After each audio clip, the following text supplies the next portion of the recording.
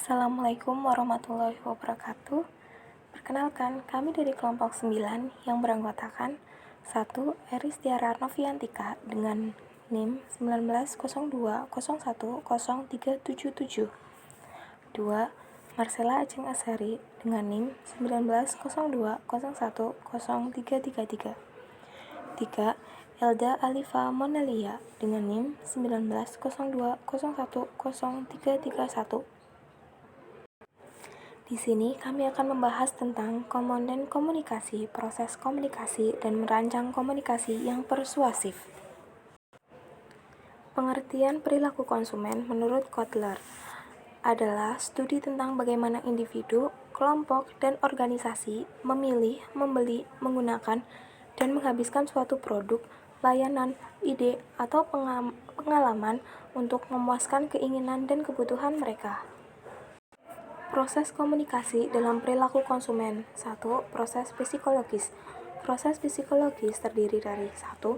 Motivasi. Motivasi adalah daya dorong dari dalam diri konsumen dan biasanya muncul karena adanya kebutuhan. 2. Pembelajaran. Pembelajaran adalah suatu proses belajar yang dialami oleh konsumen. 3. Persepsi. Persepsi adalah pengalaman tentang objek, peristiwa, atau hubungan-hubungan yang diperoleh dengan menyimpulkan informasi dan menafsirkan pesan.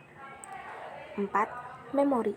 Memori adalah sistem yang sangat berstruktur yang menyebabkan organisme sanggup merekam fakta tentang dunia dan menggunakan pengetahuan untuk membimbing perilakunya. Proses keputusan pembelian dimulai dari A. Problem recognition. Proses pembelian dimulai ketika pembeli mengidentifikasi adanya masalah yang dipicu oleh stimuli internal atau eksternal. B. Information search. Hasil survei menunjukkan bahwa informasi tentang produk atau layanan yang dicari konsumen sangatlah terbatas. C. Evaluasi of alternative. Tahap selanjutnya adalah konsumen melakukan evaluasi terhadap berbagai produk atau layanan yang ada. D. Purchase decision. Setelah melakukan evaluasi terhadap berbagai produk atau layanan yang ada, konsumen kemudian akan memutuskan produk atau layanan mana yang akan dibeli. E. Post-purchase behavior. Tahap terakhir adalah proses keputusan pembelian. Adalah perilaku konsumen pasca pembelian produk atau layanan tertentu. Manfaat mempelajari perilaku komunikasi dalam perilaku konsumen. 1. Kita mengetahui dan memahami pengertian komunikasi pemasaran. 2. Kita mengetahui dan memahami proses komunikasi pemasaran. 3. Kita mengetahui dan memahami pengertian perilaku konsumen. 4.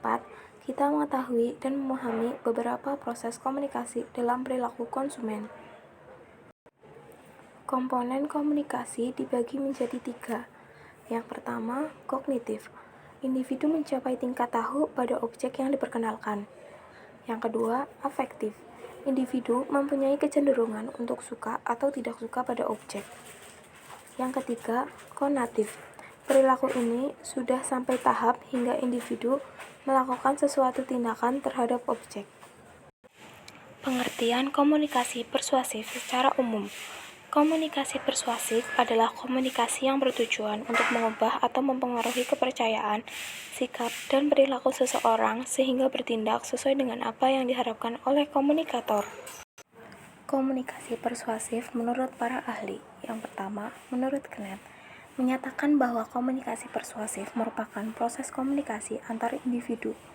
Komunikasi tersebut terjadi di mana komunikator menggunakan simbol-simbol untuk mempengaruhi pikiran si penerima sebagai dengan sendirinya. 2. Menurut Erwin, di dalam bukunya yang berjudul Persuasif, dijelaskan bahwa komunikasi persuasif ini dapat mempengaruhi pemikiran dan perbuatan seseorang. 3.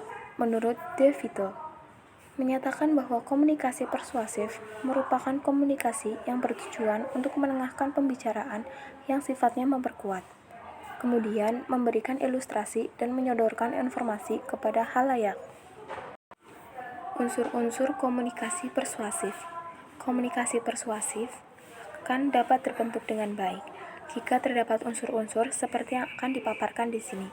Aristoteles pernah berpendapat bahwa komunikasi itu dibangun oleh 3 unsur yang fundamental, atau persuader atau komunikator. 3 unsur tersebut bersifat sebagai sumber komunikasi, materi perbincangan yang dihasilkan, dan orang yang mendengarkannya. Persuader merupakan orang atau individu yang menyampaikan pesan di mana pesan tersebut memberikan pengaruh singkat, pendapat, hingga perilaku orang lain secara verbal maupun non-verbal.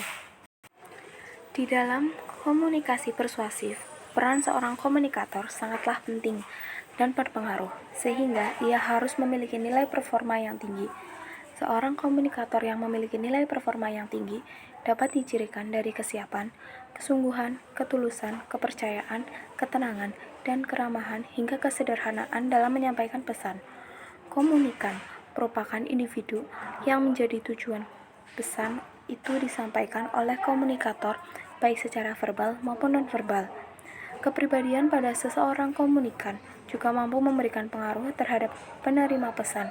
Bahkan, persepsi dan pengalaman juga mampu mempengaruhi ruang lingkup komunikasi persuasif. Di dalam komunikasi persuasif terdapat beberapa ruang lingkup yang diantaranya sebagai berikut. 1. Komunikator atau sumber pesan atau informasi. 2. Content of the communication atau pesan yang disampaikan. 3. Motivating appeals atau pesan yang mendorong, membangun, dan memotivasi. 4. Organization atau pesan yang mengandung argumen atau opini. 5. Audience participation atau komunikan atau individu yang menerima pesan. 6. Group conformity motivation atau penerima pesan bisa berupa grup atau organisasi. 7. Individual personality factor atau penerima pesan sebagai individu. 8. Media sebagai perantara yang digunakan untuk menyampaikan pesan. 9. Responses yang merupakan tanggapan dari seorang komunikan terhadap pesan yang disampaikan. 10. Konteks situasional. Ruang lingkup inilah yang merupakan suasana atau situasi yang ada ketika pesan disampaikan. Bentuk-bentuk komunikasi persuasif. 1. Iklan. Di dalam iklan, komunikasi persuasif seringkali komunikasi jenis ini dimanfaatkan sebagai bentuk kegiatan pemasaran, karena iklan sendiri merupakan bagian dari jenis promosi, sehingga iklan merupakan bagian kecil dari aktivitas promosi yang lebih luas. Iklan inilah yang menggunakan komunikasi persuasif sebagai bahasa mengajak para calon pelanggan untuk menggunakan produknya. 2. Dakwah. Dakwah merupakan aktivitas yang bersifat menyerukan seperti layaknya orasi, namun sifatnya mengajak orang-orang untuk berjalan ke jalan yang benar, sehingga aktivitas ini memerlukan bahasa persuasif yang dapat membuat orang yang mendengar pesan tersebut menjadi ikut pengaruh dalam bahasa dan kata-kata yang disampaikan. Aktivitas inilah yang kerap kali dilupakan kalau menggunakan persuasif tapi bukan dogmatis. 3. Pamflet. Pamflet merupakan bentuk ini sebenarnya masuk ke dalam kategori iklan. Namun, bentuk komunikasi persuasif secara verbal yang berbentuk tulisan. Pada umumnya, di zaman sekarang menjadi paradigma dalam bentuk audio-visual. Di dalam pamflet pastinya berunsur iklan yang bersifat mengajak, sehingga pamflet merupakan salah satu bentuk komunikasi persuasif. Faktor-faktor yang mempengaruhi komunikasi persuasif. Pengaruh lingkungan pun juga dapat mempengaruhi berhasil atau tidaknya kegiatan komunikasi persuasif ini. Karena pengaruh lingkungan akan memberikan atmosfer, yang mana atmosfer tersebut dapat mempengaruhi pola pikir seseorang, yaitu seseorang komunikan. Pengertian dan berkesinambungan suatu pesan, itu sebabnya pesan harus masuk di akal atau di logika yang benar. Seorang komunikator yang mempunyai kredibilitas tinggi merupakan seorang komunikator yang mempunyai pengetahuan tentang apa yang disampaikannya, sehingga pesan akan tersampaikan secara jelas dan teratur. Pesan haruslah masuk akal agar dapat diterima oleh seseorang komunikan yang sebenarnya belum dipahami sama sekali olehnya. Tujuan dari komunikasi persuasif. 1. Perubahan sikap. Oke, maaf saya ulangi. Tujuan komunikasi persuasif. 1. Perubahan sikap atau attitude change. Komunikasi persuasif ini diharapkan dapat mengubah pola pikir yang mana pola pikir ini membuat komunikan mengubah sikapnya terhadap pesan apa yang diterima. 2. Perubahan pendapat atau opini change.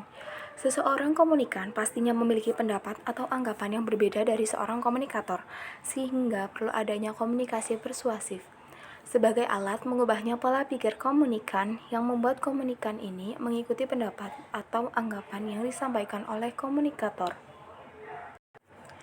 3. Perubahan sosial atau social change. Perubahan sosial inilah yang merupakan salah satu dampak dari adanya bahasa yang persuasif. Komunikator yang berbahasa persuasif akan membawa perubahan dalam lingkungan masyarakat, pola pikir, hingga perilaku masyarakat. Hal ini dapat ditemukan pada seorang lurah yang menyampaikan informasi persuasif agar masyarakat desa mengikuti program pemerintah. Dengan adanya bahasa yang persuasif, yang bersifat mengajak ini, dapat mampu mengubah pola pikir masyarakat desa untuk mengikuti program pemerintah yang disampaikan seorang lurah sebagai komunikator. Yang keempat, perubahan perilaku atau behavior change. Perubahan sikap ini sebenarnya masuk ke dalam kategori perubahan sikap, namun perilaku ini merupakan suatu dampak dari sikap. Ketika sikap berubah, maka perilaku pada seseorang atau komunikan pun juga ikut berubah, mengikuti pola pikir dari pesan yang ia terima. Manfaat mempelajari komunikasi persuasif. Dengan kita mempelajari komunikasi persuasif ini, membuat kita mampu memberikan pengaruh pola pikir individu yang sedang berbicara dengan kita, maka dari itu seorang komunikan yang sedang berbicara dengan seorang komunikator yang menggunakan teknik komunikasi persuasif ini akan lebih cenderung mengikuti pola pemikiran apa yang disampaikan oleh komunikator, sehingga seorang komunikator ini mampu dan berhasil mengajak seorang komunikan untuk mengikuti apa yang ia sampaikan atau apa yang ia harapkan sebelumnya. Komunikasi persuasif ini sangatlah menguntungkan jika seseorang komunikator memiliki teknik ini, karena teknik ini yang dapat mempengaruhi psikis seorang ketika mendengar pesan dari komunikator yang menggunakan teknik komunikasi persuasif. Teknik ini pada umumnya digunakan oleh para marketing, sales, bahkan promotor atau public relation untuk mengajak klien atau konsumen menggunakan produk atau jasa yang ia tawarkan. Sehingga komunikasi persuasif ini sangatlah penting bagi mereka yang tugasnya menjual atau menawarkan sesuatu. Terima kasih atas perhatiannya. Sekian dari kelompok kami. Billahi taufik wal hidayah. Wassalamualaikum warahmatullahi wabarakatuh.